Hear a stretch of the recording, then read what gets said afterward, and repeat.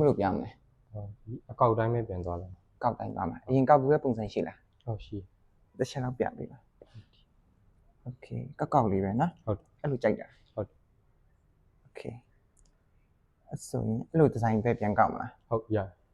နော်ခေါင်းလုံးပဲကောက်လိုက်မယ်နော် ဟုတ်ရ ပေးလေးရောလေ ရ အပုံလေးနဲ့ပို့လိုက်တယ် ဟုတ်ကဲ့ အဲ့ပို့ရပြောင်း ဟုတ် အဲ့ဆိုအကောက်လေးများလေးကောက်လိုက်နော် ဟုတ် ဘေးကကောက်လိုက်မယ်โอเค